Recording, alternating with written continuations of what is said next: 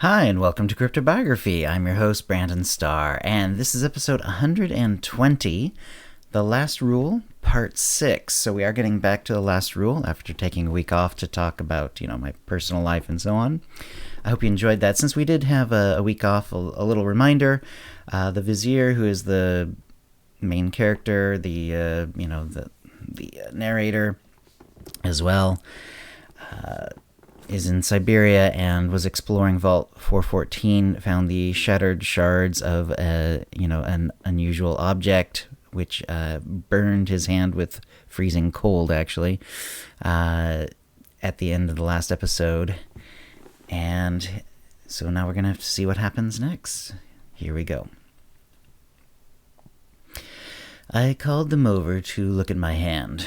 They agreed that it looked as though it had been frostbitten, which made sense given the extreme cold I felt before the strange burning sensation that seared my palm. I then invited them to look around, and we spent a useless hour while I nursed my hand and they investigated. I had what I needed.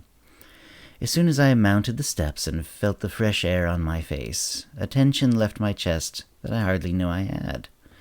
Vault 414 had, I must admit, a hold on me. I never looked back at it. My trip back home came almost immediately after.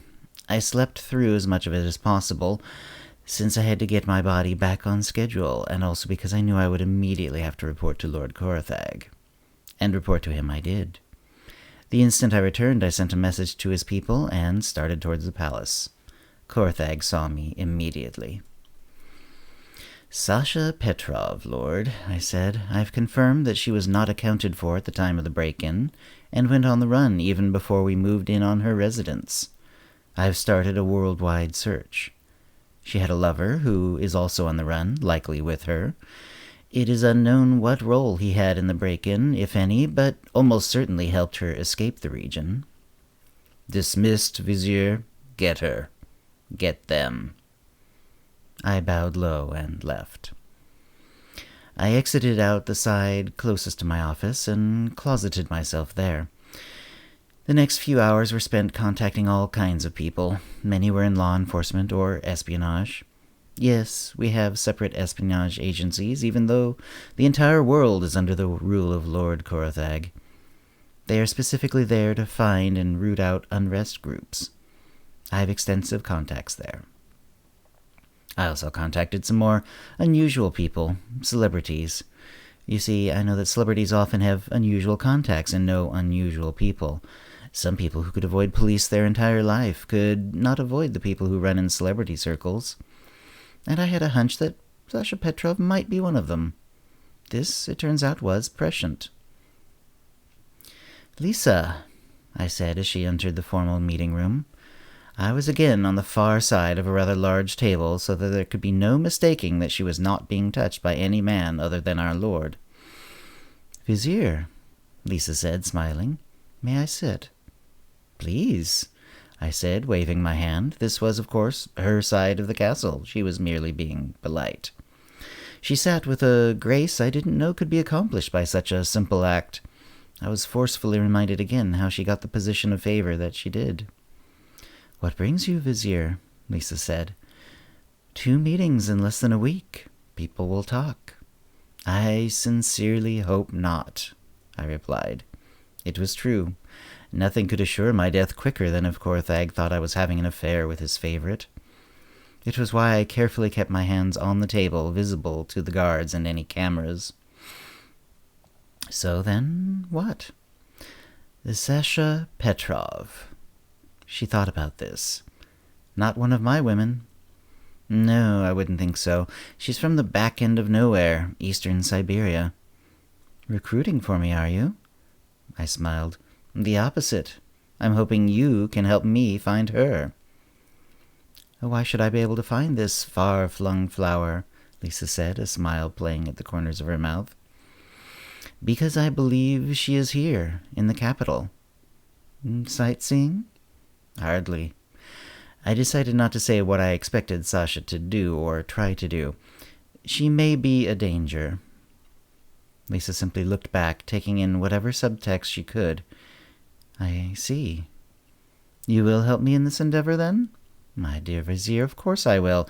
If I should find anything about her, I will have the information sent straight to you. That would be perfect. I will have her description sent to you. She left first, closeting herself back in the concubine wing. I left my hands on the table, unmoving, until she had left the room. Then I left by the exit on the far side, returning to the main hall, and turning towards my office. The strange tightness of chest I seemed to feel around her, and Vault 414, had happened again, and I released the tension by breathing. I found myself wondering again how she ended up in that position. The next 3 days were spent sending messages to many parties, most of them around the capital. I did get confirmation that neither Sasha nor her boyfriend had been caught, nor had they returned to the little city in Siberia. But that third day, I got a message from Lisa. "A little bird told me your friend is in town. She is hiding near the docks, poor thing."